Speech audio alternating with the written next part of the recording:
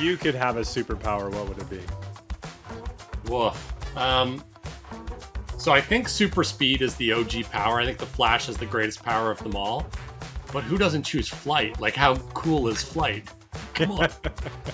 I would only want to be able to fly if I had invincibility too, because I just know I would do something. Fly straight into something. Yeah, I would just fly into an airplane and I would just be dead. Welcome to Pulse 21, the podcast that, in 21 minutes or less, provides inspiration and insights from influential leaders who are guiding the restoration industry into the future. Stop working harder and start working smarter. We are here with Jeff Brettell today, and I'm going to let Jeff introduce himself. Go ahead, Jeff. I come to CoreLogic and NextGear as a result of Luxor CRM. That area of the business really is mine, and my job and my team's job is to help all of the people in restoration maximize their results in sales and marketing. That's really our focus, and that's what I spend my days thinking about. And I spend my nights thinking about comic books. You can see I'm sitting in my office. Those rows and rows of boxes are thousands and thousands of comic books that I have collected over the course of my life. So you're Bruce Wayne by day and you're Batman by night, prowling the rooftops of Toronto. Right. Okay, great. So you're here today to use both your knowledge of the restoration industry and your knowledge of comic books. And you are going to give us some pointers and some lessons that restoration companies can learn from comic books or comic book movies or whatever you want to pull from, correct? Sure. Yeah, I'm excited to do that. Awesome. All right. Well, what do you have first of all for us? I think the first thing, and when we floated this topic, I started thinking about what could those lessons be. One of the first things you learn quickly, you see, most recently you saw it if you were a fan or you followed any of the Marvel Cinematic Universe. If you have kids, they certainly followed it. It was a cultural phenomenon over 10 years. They built a series of movies. But one of the first things they did, one of the things you learn early if you're a comic book person, you read comic books, is when the job is too big, it takes a team. We saw the Avengers come together, that movie, and then the following movies always grew back to another Avengers movie. And the penultimate part of the story in the Marvel Cinematic Universe was a Avengers movie. It was Endgame. And so what we saw is we saw these great films, and it's a lot like the comic books. We get these great comic books that are about a hero. But when the big story happens, when the big moment comes, the team has to come together. And so I think one of the things when we think about the restoration industry is lots of you out there have heroes on your team. You have people who are rock stars at what they do, but they do it largely on their own or in their own area of the business. But when the big job comes, when the big push to grow the business comes, when the opportunity to expand into a new market comes, nothing is more important than the team coming together. Same way in the movies, sometimes the personalities can clash, and part of the character development is for them to work through those personality clashes, right, in order for them to be able to meet that, to go and tackle that big job or that big villain or whatever, So that's exactly what happens. One of the most classic tropes of comic books is that the heroes have to fight before they figure out they're on the same side, which you would think after 50 plus years of comic books, we would have moved well past, but we haven't. It's still a trope that shows up frequently, and it showed up in the Marvel Cinematic Universe. It showed up in Batman versus Superman. The heroes have to fight before they realize that they've got to work together as a team. It's not uncommon for us to see sales teams and production teams that are combative with each other. But if the company is going to achieve its goals, if it's going to grow, if it's going to become the great organization that so many of its leaders envision it can be, after the battles, we have to figure out we're on the same side. And we've got to come together because it will open the doors. When production and sales run hand in hand and are on the same team and are both contributing to what the other one's trying to accomplish, it will open doors and provide opportunities. It will elevate all the key areas of the business that allow for growth and key account development and so many things that every owner is dreaming about. Awesome. Okay. So that's one lesson, and I know you have more. What else have you got for us? I think the other thing, Rex, that really stands out as a lesson that we can take from comic books is that there's always more than one way to succeed. And too often we fall into this structure of thinking, like, I've always done X, so I have to always keep doing X. One of the things comic book teaches us is the the villain comes at the hero, and the hero figures out a way to defeat the villain. In the next story, and it could be a year, 2, 3 years down the road, when a writer brings the villain back, I've already had to deal with being defeated that way. So the writer has to think of a new way, right? It can't just be a case of, the first time out, Batman punched me in the face. The second time out, Batman's going to punch me in the face. That's not a compelling story. And so we have to find other solutions. We have to be prepared to look at problem solving and say, is there a better way? Is there another way? One of the traps, not just for restoration, but for every business, is this idea that because we solved the problem, there's no better solution. We don't need to think about other solutions. We can just leave it behind. And then when the problem rises up again, often we put ourselves in a scenario where like, oh, well, the thing that fixed it last time doesn't fix it this time. And we really are thrown off our game. We're unprepared for it. Comic books teaches us there's another solution, and we should always be looking for it. We should be exploring it. Should be trying to figure out what it is, because the problem we solved today might have been solved by people. Well, what if the person that filled the gap or made the problem go away isn't with us the next time the problem comes up? What if the skill set isn't quite as polished in the person that replaces them? What if the tool that they had isn't available at the time that we need it next time? There's so many reasons why the problem could rear its head again. If we're not trying to figure out other ways to succeed, we get locked into having to continue to do things the same way. And then we're stuck. We're trapped. If the industry shifts, if the needs of customers shift, we're going to have a hard time if we haven't trained ourselves to realize there's more than one way to succeed. Can you speak to how technology plays into that? Because let's say, like, Batman punches in the face the first time, right? And that's Right. without technology. That's okay. Well, this other thing comes up, and you realize, okay, the Joker shows back up, but this time he's in a blimp with poison gas, whatever. Right. We're gonna need some technology to fight that, because I can't punch Joker in the face right now. So how does technology play into that? I think this is a great question. Great follow-up, Rex.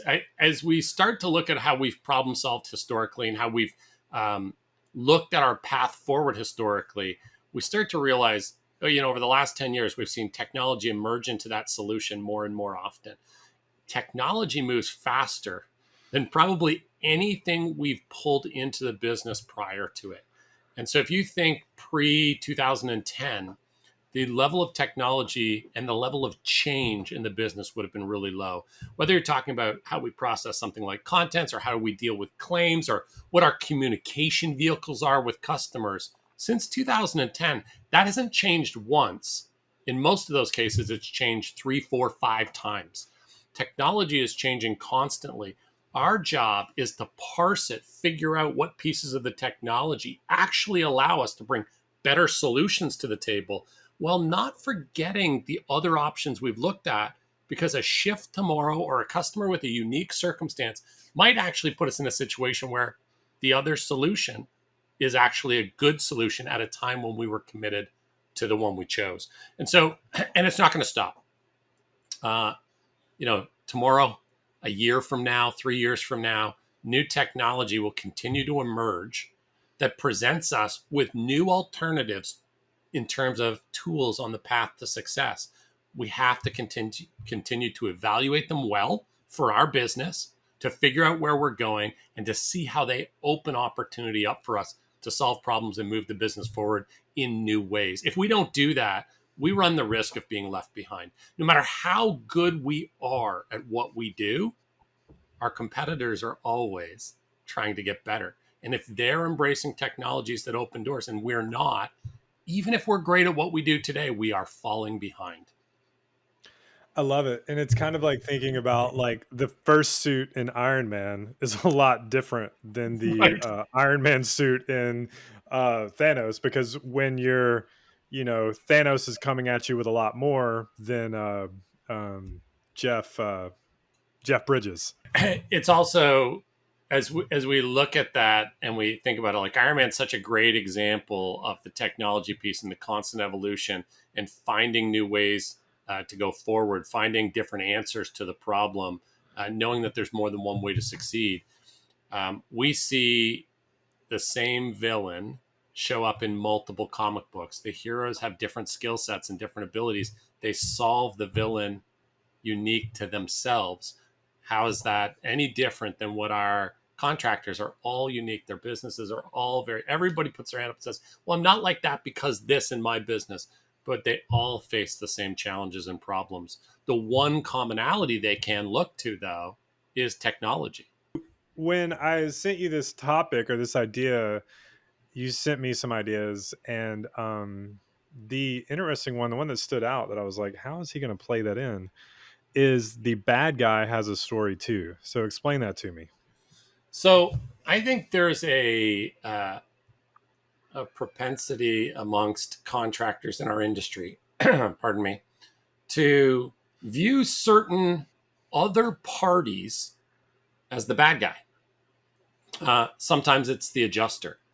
I hate dealing with this adjuster. I hate that they're trying to cut me down on a price, or I hate that there's a combativeness baked into the relationship with how they deal with the adjuster. It could be independent adjusters. It could be property managers. It can take your pick. There are so many stakeholders in a claim and in a loss. And so often I speak to contractors who tell me, the problem with it is X other person, right? So from their perspective, because I'm not sure I agree with that, but from their perspective, there's a bad guy in the story. I think what we need to recognize is the bad guy has a story too. And in the bad guy story, you might be the problem, right? And so when we think about how we work in our industry, the truth is we probably all are trying to accomplish the same goal. The goal being we want to resolve the loss in a way that's beneficial to all parties. If you're out there saying, like, I want to make a ton of money, I want to run the costs up, I don't care if it's bad for the adjuster, you're putting yourself in a bad situation, right? You're creating conflict and adjusters who are actively working against having you on their job. That's not good for you. If you are out there and you are, hey, listen, I want this to be good for everybody. I want to bring it in at the most reasonable cost, but I still want to be profitable. I want the homeowner to be happy. I want all parties to feel good about this. We're in a better position, one, to make the narrative or the case that we should get more work from those adjusters, right? Look at how we really do partner. But two, it reduces the frustration and the anxiety and the stress that's created in our own business when we don't look at the other people as the bad guy. When we recognize that they have a story and objectives and they don't have to be in conflict with us. Now, I know there's a ton of contractors right now that think that that's naive commentary, that they have to be combative with adjusters, that they can't help. It's not their fault. The adjusters are the problem. I just don't know that that's the best way to approach any loss scenario. And certainly one of the things that we've learned, and so we talk about how much the industry has changed in the last 10 years. One of the things we've learned and seen in comic books over the last 15 years or so is that comic book stories, the bad guys are getting more and more of their own stories. Way back in the 60s, the Joker had his own comic book, and it was so groundbreaking that the Joker would be the heart of the story. What we're seeing now is that happens all the time. Thanos has had multiple comic books written about him. Other villains have gotten stories written about them. Why? Because people are starting to realize there's more than one story to this situation. And to truly understand it, I need the whole picture. If we only view people, our story is the only story that matters. The adjuster, the independent adjuster, the property manager, the other contractor that's on the job with us, whoever it might be, if we only view them as a villain, as the bad guy, And that becomes the lens of our whole company. We become the company that's difficult to deal with, right? The first place we have to look in solving that dynamic and making us a better partner across the board is at ourselves. How do we fit in their story? And I don't think, as a rule, we do a great job. And if we do, congratulations to you and your company, because I think you're an outlier. I don't think you're the norm of our industry. Yeah, and when you think about it, that I won't even call him the villain, the antagonist, right, of the Right. story is written into the story in order to develop the protagonist. So the Joker is there to bring out the best in Batman, Yep. or Lex Luthor is there to bring out the best in Superman, or whichever hero, just pick one. And when we think, if we can shift our thinking to, oh, this person who is the bad guy, I'm using, finger quotes, who's the bad guy, Right. what if I look at them instead of the bad guy, be like, they're here to make me better? And even through their conflict or something that they may be doing that I don't necessarily agree with or is different, it's strengthening me and it's bringing out the best in me. If we could shift to that way of thinking, we're going to be better and we're going to succeed even more, right? Yeah, I think that's such a great point. I love the way you articulated that. And I would say, Rex, for anybody out there who's a big Simon Sinek fan, he's been preaching that for 12 years now. Uh, um, Healthy rivals are good for your business, right? Everybody wants to look at competitors in their market and be like, oh, they're terrible, or oh, I hear lots of contractors talk their competitors down or get frustrated because they're in a class or in a course where they thought they were going to learn some secret weapon and they see a competitor, like, why are they allowed to be here if I'm here? Healthy rivals are good for your business. They show you where you need to grow. They show you that by focusing in this area of your business, they've got an advantage in that area of the business. And that calls your attention to it. It does exactly what Rex is talking about.